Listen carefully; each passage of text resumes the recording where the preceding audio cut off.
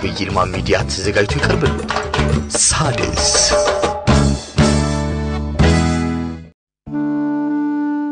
ታላቅ መንፈሳዊ የበረከት ጉዞ ወደ ቅድስት ሀገር ኢየሩሳሌም ጌታችን ከተወለደበት ከቤተልሔም እስከ ስቅለቱ ስፍራ ቀራንዮ ከኤፕሪል 15 እስከ ኤፕሪል 27 በትንሣኤው ብርሃን ታጅበን ጉዞ ወደ ግሪክ ፍጥሞ ደሴት ቲኖስ ማርያም ገዳም ሐዋርያው ቅዱስ ጳውሎስ ያስተማረበት ለቆሮንቶስ ሰዎች መልእክት ያስተላለፈበት ስፍራ እንዲሁም የተለያዩ ገዳማትና ከተማውን ጨምሮ በግሪክ ከሜይ 8 እስከ ሜይ 16 በረከትን እንካፈላለን። ጌታን ከናቱ ጋር ወደ ሰወረችው የሾላ ዛፍ ዘይቱን ማርያም እመቤታችን የተገለጠችበት ገዳም ከእመቤታችን ስዕል አድኖ ላይ ቅባ ቅዱስ ወደሚያፈልቀው ስፍራ ወደ ግብጽ ከሜይ 27 እስከ ጁን 6 በመላው ዓለም የምትኖሩ ውድ ኢትዮጵያውያን በጆሮ የሰሙትን ከቅዱስ መጽሐፍ ያነበቡትን በስፍራው ተገኝታችሁ የበረከቱ ተካፋይ ትሆኑ ዘንድ ጥሪያችንን እናቀርባለን።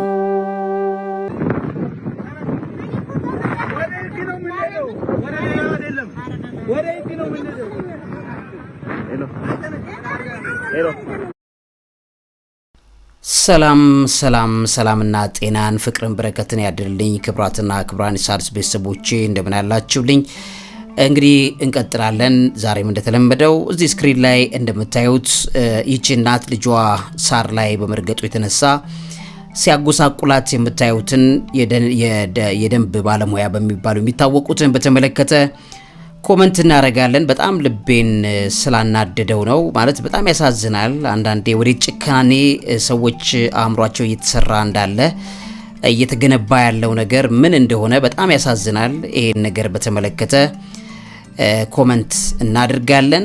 እሱ ብቻ አይደለም። ሁለተኛው ፕሮግራማችን ደግሞ በተለይ በተለምዶ ሱቅ በደረቴ ተብለው የሚታወቁትን ከአዲስ አበባ ከተማ በጣም በሚያሳዝን ጨከን ያለ ሕግ ወጥቶባቸዋል። እሱን በተመለከተም በዚህ ፕሮግራም ላይ እናያለን።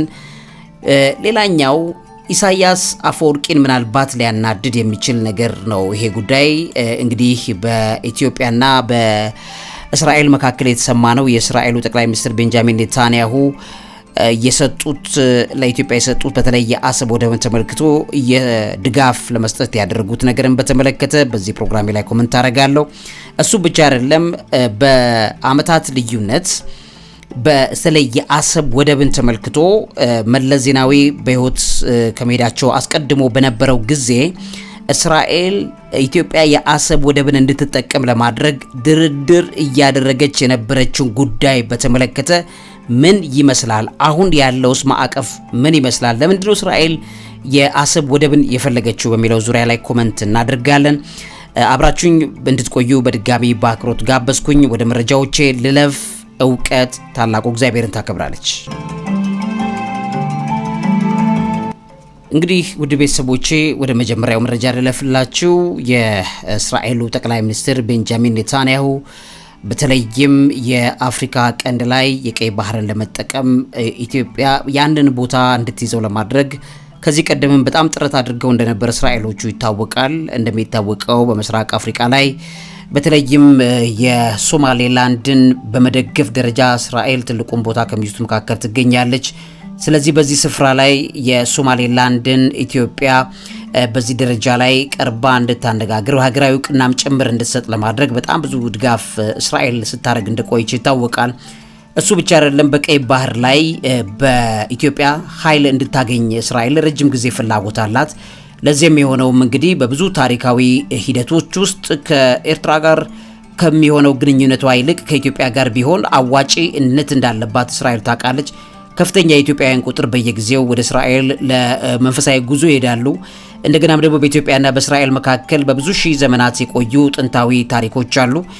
በዚህና መሰል ጉዳዮችም ብቻም አይደለም። ስትራቴጂካሊ ኢትዮጵያ ካላት የጦር አቅምና ሌሎችም ስትራቴጂ የተነሳ በዚህ ስፍራ ላይ የጦር አቅሟን እንድትይዝ እስራኤል ከፍተኛ ድጋፍ በማድረግ እንደምትገኝ ይታወቃል። ይሄ በዚህ ሁኔታ ላይ እንዳለ እንግዲህ ተመሳሳይ ድጋፍ አሁን የኢትዮጵያ ላይ ለመስጠት ኢትዮጵያ በባህር በር ማግኘት በመታረገው ጥረት ላይ በተለይ በአሰብ ወደብ ተመልክቶ ያላትን አቋም እንድታጠነካክር ለማድረግ እስራኤል ከዛሬ በቅርቡ ከኢትዮጵያ ጋር መምከሯ ታውቋል ማለት ነው።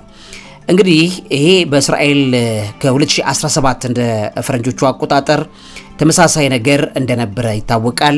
የእስራኤል ዲፕሎማት የኤርትራው ፕሬዝዳንት ኢሳያስን በአስመራና በ2017 መገባደጃ ላይ ደግሞ አዲስ አበባ ላይ ከኢትዮጵያ ፕሬዝዳንት በወቅቱ ኃይለማርያም ደሳለኝ ጋር ጭምር የአሰብ የወደፊቱን እጣ ፈንታ በተመለከተ የእስራኤል ዲፕሎማቶች በኤርትራና በኢትዮጵያ ተመላልሰው ሄደው መምከራቸው አንድ ስውር ዶክመንት በደንብ አድርጎ ይገልጻል። እንግዲህ ስብሰባው በፕሬዝዳንት ኃይለማርያም ደሳለኝ ቀርቦ እንደነበረና ቀደም ሲልም የእስራኤሉ ጠቅላይ ሚኒስትር ቤንጃሚን ኔታንያሁ ጠቅላይ ሚኒስትር ኃይለማርያም ደሳለኝን ጎብኝተው እንደነበረ፣ ከነዚህ መካከል ትኩረታቸው በእስራኤል የአፍሪካ ህብረት የታዛቢነት ጥያቄ ላይ የኢትዮጵያን ድጋፍና ሌሎችም አህጉራዊ ጉዳዮች ላይ በተመለከተ ማግኘት እንደሆነ ይታወቃል። አንደኛው ምክንያቱ እሱ ነው። ምክንያቱም ኢትዮጵያ በአፍሪካ ህብረት ውስጥ እስራኤል ቦታ እንድታገኝ ወይም ደግሞ ታዛቢነትን እንድታገኝ ለማድረግ ኢትዮጵያ የምትሰራው ስራ ቀላል አልነበረም ማለት ነው። የአንድ ሰው የተመራ የልዑክ ቡድን በወቅቱ በ2017 በታህሳስ 24 ከእስራኤል ወደ መቀሌ በከፍተኛ ባለስልጣናት ጋር እዛ መቀሌ ተገናኝተው እንደነበረ ይታወቃል። በመቀሌ በተካሄደ መርሃ ግብር ላይ በጥናት ላይ የተመሰረተ የትብብር ፕሮፖዛል ቀርቦ ነበርና የክርክሩ ቁልፍ ይዘት የኢትዮጵያና የኤርትራ የአሰብ ወደብን ጨምሮ ግንኙነታቸውን እንደገና ለማደስ የቀረበ የፖለቲካ ሀሳብ ላይ እንደነበረ ለዚህ ጉዳይ ጥልቅ ጥናት ሲባል ቃለ መጠይቅ ይደረገላቸው ዶክመንቶች ተንትነውት ያስቀምጣሉ። ኤርትራ በባድሜ ያለውን የድንበር ውዝግብ ለመፍታት የአሰብ ወደብን እንድትጠቀም ለኢትዮጵያም እንድትሰጥ ማለት ነው። ከዛ በተጨማሪም የአውሮፓ ህብረት ከአሰብ ወደ አዲስ አበባ ከመቀሌ ጋር የሚያገናኙ መንገዶችን ለመስራት ስምምነት እንደነበረና ይሄም በኤርትራና በኢትዮጵያ መካከል ያለውን የጥላቻ ሁኔታ በአወንታዊ መልኩ ይቀይረዋል የሚልና ወደ ኢትዮጵያና ወደ ኤርትራ ትብብር ያሸጋግራል። ሁለቱም ሀገሮች የኢኮኖሚ ያተርፋሉ፣ እስራኤልን በመካከል ትጠቀማለች። ያ ነበረ ድርድሩ ማለት ነው። በጣም የሚገርም ዶክመንት ነው። ከፈለጋችሁ አታች ያደርግላችኋለሁ ከታች ዶክመንቶችን ብታነቧቸው በጣም ጥሩ ነው።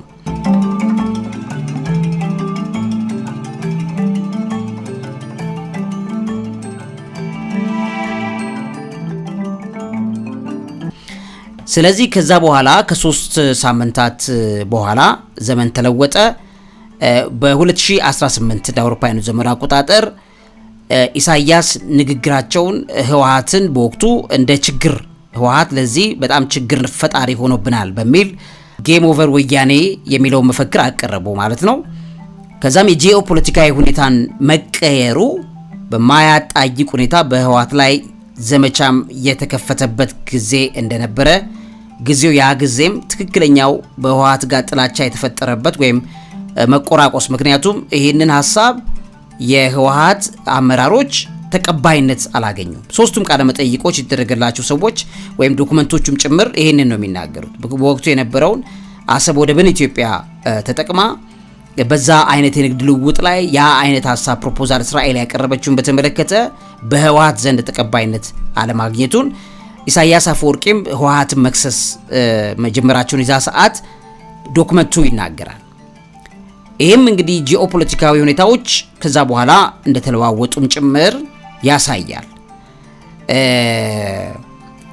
በ2012 የወቅቱ የኢትዮጵያ ጠቅላይ ሚኒስትር መለስ ዜናዊ ከዚህ ዓለም በሞት የተለዩበት ጊዜ ነው። ከዛም አቶ ኃይለማርያም ደሳለኝ በእሳቸው ምትክ የተተኩበት ነው። የኤርትራው ፕሬዝዳንትም ኢሳያስ አፈወርቂም በዛ ሰዓት የነበረውን ነገር በደንብ የተመለከቱበት ጊዜ እንደነበር በደንብ ይታወቃል። ከ2018 8 ዓመታት ቀደም ብሎ የነበረ ጊዜ ነው ያ። በ2015 ዓ.ም የተባበሩት አረብ ኤሚሬትስ በጅቡቲ ያለውን ወደብ ወደ ኤርትራ አሰብ ወደብን ደግሞ በጣም ወደ አስፈላጊነት በመቀየር ኤርትራ በተባበሩት አረብ ኤሚሬትስ እርዳታ ወደቡን ለማልማት እድል ሰጠች ማለት ነው ለተባበሩት አረብ ኤሚሬቶች። ከዛ የተባበሩት አረብ ኤሚሬቶች ለ30 ዓመታት ያክል በሊዝ በወቅቱ ፈርመውት እንደነበረ ይታወቃል። በ2016 ዓ.ም ትራምፕ ወደ ስልጣን ከመጡ በኋላ ያለው ሁኔታ በዚህ አካባቢ ላይ መልክዓ ምድሩን ይበልጥ ትንሽ ፖለቲካዊ መሻሻል ፈጥሮለት እንደነበረ ይታወቃል። በመጨረሻም ከዛ በኋላ የሚታወቀው 2020 ዓመተ ምህረት ነው የአብርሃም ስምምነት የሚባለው አብርሃም አኮርድ እሱ የተፈጸመበት ሰዓት ላይ የተያያዘ ጉዳይ ያለበት ነው። ስለዚህ በአሜሪካ የሚደገፈው የተባበሩት አረብ ኤሚሬትስ፣ ሳዑዲ አረቢያ በእስራኤል መካከል ያለውን ትብብር ግብፅን ጨምሮ እንዲሻሻል ያደረጉበት ጊዜ ነው። ከዛ ቀደም ብሎ በ2017 ዓ.ም ለኢትዮጵያና ለኤርትራ የቀረበ የሰላም እቅድ እንደነበረ ይታወቃል። ኢትዮጵያን የባህር መዳረሻ እንድትሰጥ እና ኤርትራን ደግሞ ብዙ ኤርትራን ካጉላላው ማዕቀብ እንድታርፍ የሚያደርጉ ስምምነቶች በሆኑ ማለት ነውና በኢሳያስም በጥር 2018 በሰጡት ቃለ ምልልስ ላይ ከሰጡት መግለጫ ጋር ይሄ ጉዳይ ደግሞ ይስማማል። የጂኦፖለቲካል ንፋስ የመለወጥ አይነት ባህሪ ያሳየ ማለት ነው። 2018 የእርቅ የሚመስል ነገር በደንብ በረታ አይታችሁ እንደነበረ ከዛ ቀደም ብሎ 2017 በእስራኤል ዲፕሎማሲ ለኤርትራና ለኢትዮጵያ የቀረበ ሐሳብ ነበር እና ከአውሮፓውያን ድጋፍ ቀርቦበት የነበረ ነገር ነው። ከዛ በጁላይ 2018 ምስጢራዊው የሰላም ስምምነት ከተባበሩት አረብ ኤሚሬትስ፣ ሳዑዲ አረቢያ ጋር የነበረው ለኤርትራና ለኢትዮጵያ በሰጡት የገንዘብ ድጋፍ እንደምታስታውሱት ሳዑዲ አረቢያ የነበረው ስምምነት ነው። ከዛ የአውሮፓ ህብረት ለኤርትራ የመንገድ ግንባታ ፕሮጀክቶችን ለመስራት እና ኢትዮጵያ በዛ ሁኔታ ተጠቃሚ የምትሆንበትን ጉዳይ ለማምጣት ተሰራ ማለት ነው። ከዛ በጁላይ 2018 ከኢትዮጵያ ጋር በመተባበር የኤርትራ ወደብ የመገንባት እቅድ እንዳለው ያንን በተመለከተ ሳዑዲ አረቢያ ያቀረበችው ፕሮፖዛል እንደነበረ ታስታውሳላችሁ። በኢትዮጵያና በኤርትራ መካከል በሳዑዲ አረቢያ የተፈረመው ስምምነት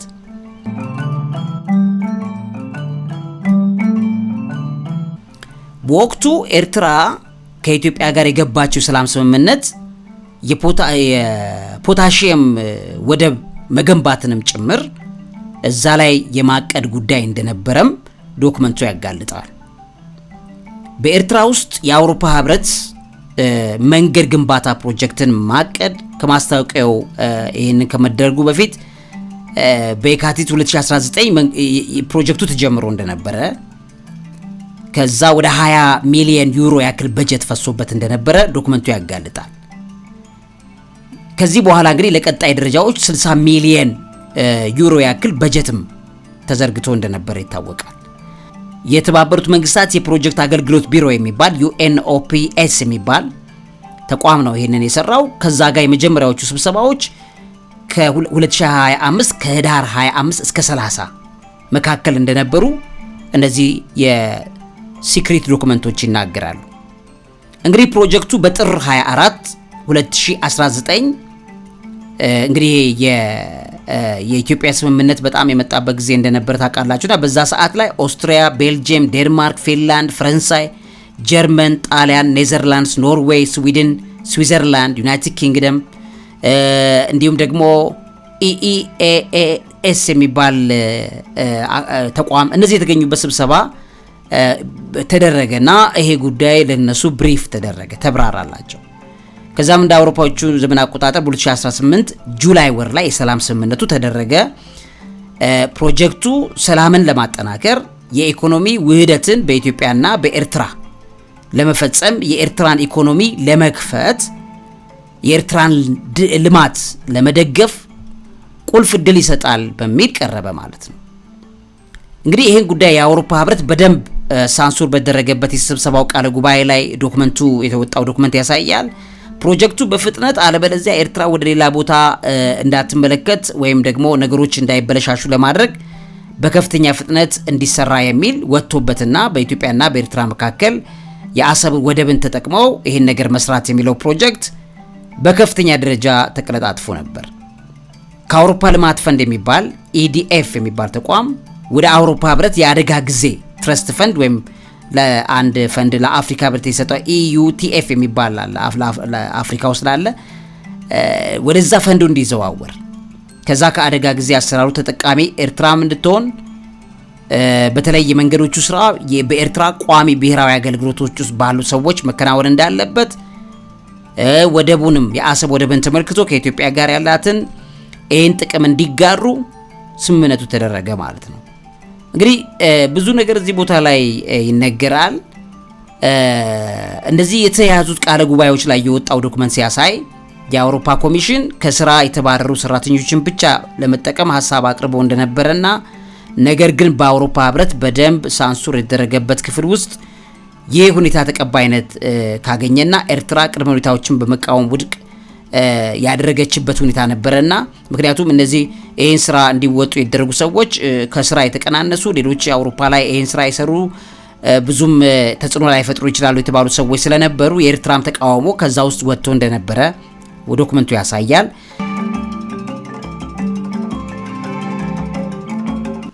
ከዚህ ጋር ተያይዞ ያ የጠቀስኩላችሁ ኮሚሽን ከኤርትራ ስለዚህ ኤርትራ በተቃወመችው መሰረት ከኤርትራ 72 የሚሆኑ ሰራተኞች ለዚህ ኮንስትራክሽን ግንባታ የሚሆኑ አማካሪዎች ሌሎችም እንዲወሰዱ ከዛ የብሔራዊ አገልግሎት ሰራተኞቹ ናቸው እነዚህ ከዛ በኢትዮጵያ በወቅቱ ካለው ደሞዝ ጋር ተመጣጣኝ ክፍያ እንዲከፈላቸው ሰራተኞችን ከአውሮፓ ከመውሰድ ይልቅ ከኤርትራ ለመውሰድ ቃለ ጉባኤው ያን እንደወሰነ ይናገራል። ከዛ የጠቅላይ ሚኒስትሩን የኢትዮጵያ ጠቅላይ ሚኒስትርም ጨምሮ ለዚህ ጉዳይ ተባባሪ እንደነበሩ አሁን ያሉ ጠቅላይ ሚኒስትር ይሄን ጉዳይ ዶክመንቱ ይናገራል።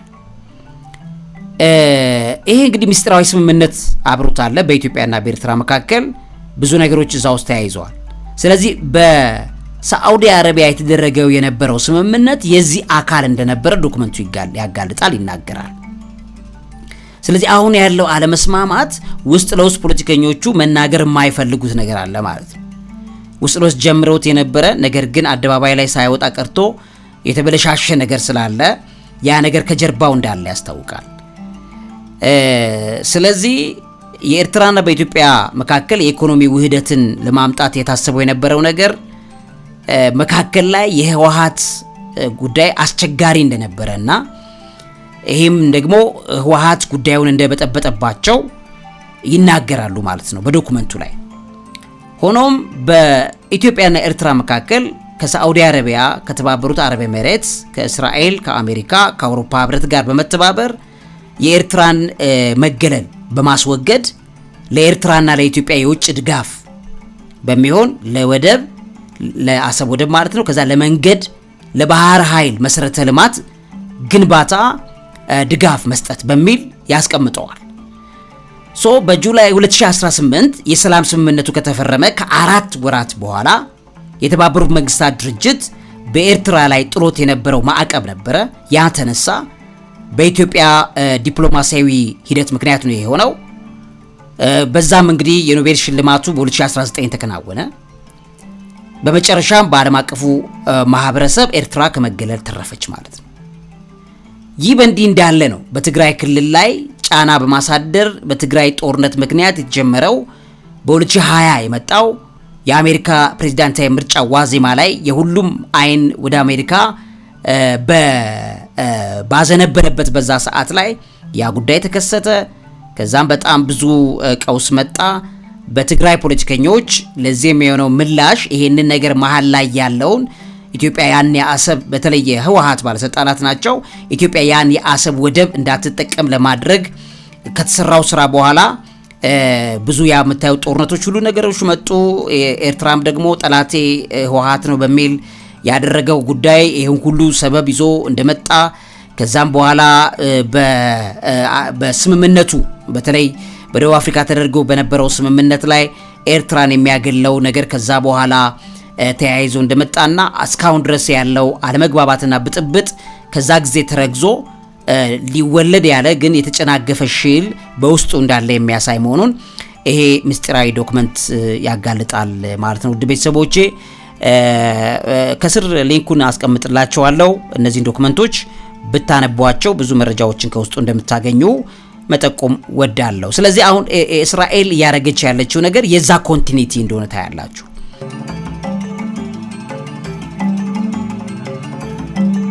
እስራኤል እያደረገች ያለችው የዛ ተከታታይነት ያለው ሳዑዲ አረቢያ እያደረገች ያለችው የዛ ተከታታይ ፕሮጀክት እንደሆነና አሁን ሳዑዲ አረቢያ ወደቡን ብትይዘው ለኢትዮጵያና ለኤርትራ በሚጠቅም መልኩ ለማድረግ ነው የተባለው ከዛ ጋር የተያዘ እንደሆነ ታያላችሁ። ምክንያቱም ለኢትዮጵያ በአሰብ ወደብ ላይ ቦታ ለመስጠት በኤርትራ ሳዑዲ አረቢያ ቢይዘው እንደዚህ ነው ማድረገው የሚለውን ነገር በውስጡ ለማስተራረቅ ስራ እየሰሩ እንዳሉ እንደዚህ ዶክመንቶች ያሳያሉ። ከውስጥ ለውስጥ ያሉ የፖለቲካ ሂደቶች አሉ። የተቋረጡ ነገሮች የቀጠሉበት፣ የተበለሻሹት ነገሮች መልሰው የተበለሻሹበት ብዙ ነገር በውስጡ እንዳለ ያሳያል። እንግዲህ ከዚህ ጋር የተያዙ ነገሮች የፖለቲከኞችም ንግግሮች ከዚህ የተወለዱ ፊት ለፊት ላይ መናገር ማይፈለጉ ከዚህ ተጸንሰው የተወለዱ እንደሆነ ማየት ይቻላል ማለት ነው። ወደ ሌላው መረጃ ልውሰዳችሁ፣ አብራችሁን ቆዩ።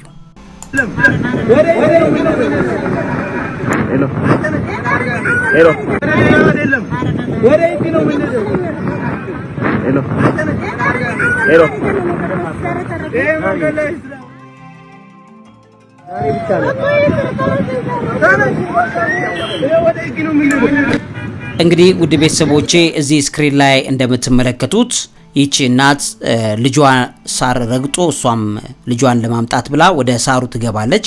ስለዚህ ሳሩ ተረግጧል በሚል ይሄ የምታዩት የደንብ አስከባሪ ወደ ህግ ነው የምንሄደው በሚል ሲያስጨንቃት ታያላችሁ። እዚህ ላይ እንግዲህ 3 ነገሮችን ማየት ይቻላል። አንደኛ ህሊና እየጠፋ ህሊና እየወደመ ያለበት ጊዜ ላይ መሆኑን በጣም ታያላችሁ።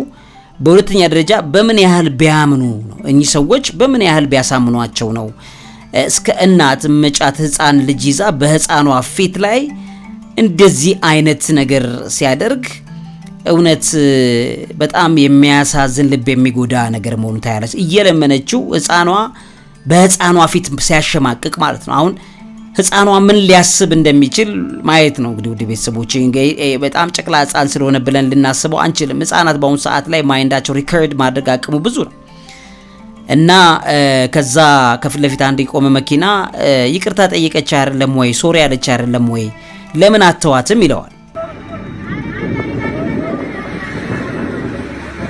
ሶሪ ብለሃለች ብሎ ሲለው የምን ሶሪ ነው እያለ ሲሟገት ሰማላችሁ። እንግዲህ በጣም የገረመኝ ሁለተኛው በምን ያህል ቢያሳምኗቸው ነው አእምሯቸው እስከዚህ ድረስ የጨከነው በጣም ይገርመኛል። በሶስተኛ ደረጃ ትንሽ የጨካኝነቱ ጉዳይ ሳሩን ራሱ ያለመልመዋል ወይ ብሎ መጠየቅም ያስፈልጋል እና እነዚህ ነገሮች መታየት ያለባቸው ነገር እንዳለ ውስጤ ይሰማኛል በእውነት ለመናገር። ከሰሞኑ ራሱ በዚህ በኢትዮጵያ በተለይ የወጣ ደንብ አለ። በተለይ በአዲስ አበባ በተለምዶ ኢመደበኛ ንግድ የሚያካሂዱ በሚል ወይም ሱቅ በደረቴዎችን በ5 ፈረቃ ከፋፍሎ የሚያሰራ ህግ ጸድቋል እና በዚህ ህግ ላይ በአዲስ አበባ ከተማ አስተዳደር ካቢኔ ነው በ4ኛ ዓመት 8ኛ መደበኛ ስብሰባው ላይ ተወያይቶ አጽድቋል። ረቂቅ ደንቡ ከጸደቀው መካከል እነዚህ ሱቅ በደረቴዎች ወይም መደበኛ ያልሆኑ የጎዳና ላይ ንግድ ስርዓትን ለማስያዝ ነው ይላል እና ደንብ አለው። በደንብ ቁጥር 184/17/2017 ላይ የተቀመጠው እዛ ላይ የንግድ ሱቆችና የትራንስፖርት አገልግሎት መስጫን ሰዓትን ለማራዘም የወጣ ነው። በዚህ ላይ እንግዲህ የተቀመጡ ነገሮች አሉ። ይሄን ጉዳይ ለማስተግበር የወጣው መመሪያ መሰረት ምዝገባ የሚደረግባቸውና የተፈቀዱ የሥራ አይነቶች ዝርዝር ወጥተዋል። በዚህ መሰረት የሥራ ሁኔታ በቢሮ እየታየ የሚፈቀዱ የሥራ አይነቶችን ይጠቅሳል።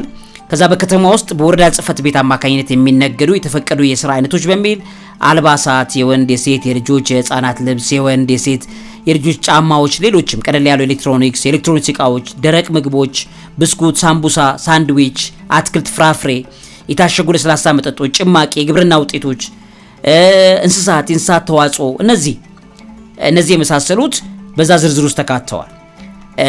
ኢመደበኛ ንግዱ የሚካሄደው ሰዓት ይፋ ሲደረግም በተመረጡ የመነገጃ ቦታዎችና ቀናት ነው የሚፈቀደው።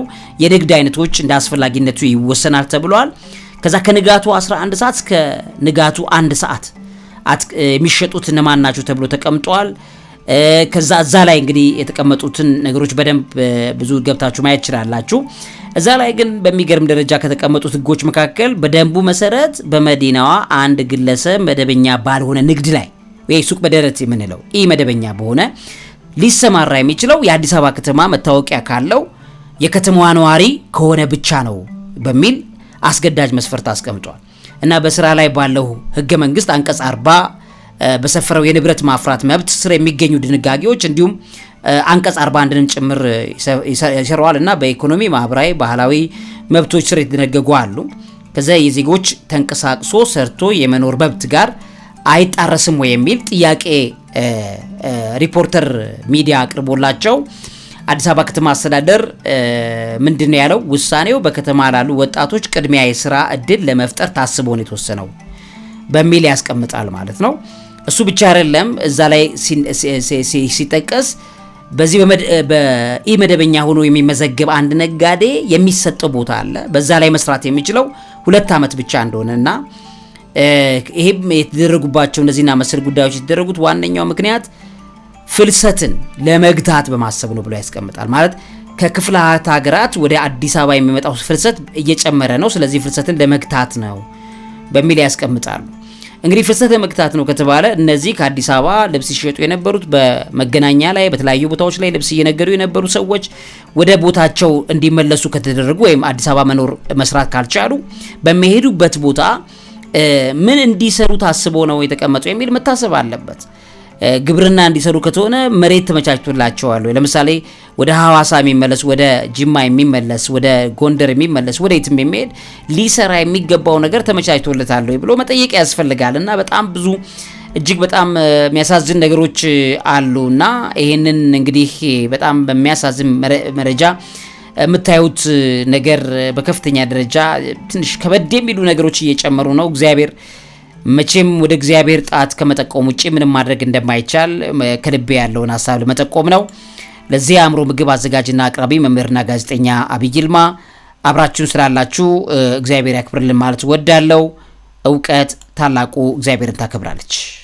ታላቅ መንፈሳዊ የበረከት ጉዞ ወደ ቅድስት ሀገር ኢየሩሳሌም ጌታችን ከተወለደበት ከቤተልሔም እስከ ስቅለቱ ስፍራ ቀራንዮ ከኤፕሪል 15 እስከ ኤፕሪል 27 በትንሣኤው ብርሃን ታጅበን ጉዞ ወደ ግሪክ ፍጥሞ ደሴት ቲኖስ ማርያም ገዳም ሐዋርያው ቅዱስ ጳውሎስ ያስተማረበት ለቆሮንቶስ ሰዎች መልእክት ያስተላለፈበት ስፍራ እንዲሁም የተለያዩ ገዳማትና ከተማውን ጨምሮ በግሪክ ከሜይ 8 እስከ ሜይ 16 በረከትን እንካፈላለን። ጌታን ከእናቱ ጋር ወደ ሰወረችው የሾላ ዛፍ ዘይቱን ማርያም እመቤታችን የተገለጠችበት ገዳም ከእመቤታችን ስዕል አድኖ ላይ ቅባ ቅዱስ ወደሚያፈልቀው ስፍራ ወደ ግብጽ ከሜይ 27 እስከ ጁን 6 በመላው ዓለም የምትኖሩ ውድ ኢትዮጵያውያን በጆሮ የሰሙትን ከቅዱስ መጽሐፍ ያነበቡትን በስፍራው ተገኝታችሁ የበረከቱ ተካፋይ ትሆኑ ዘንድ ጥሪያችንን እናቀርባለን።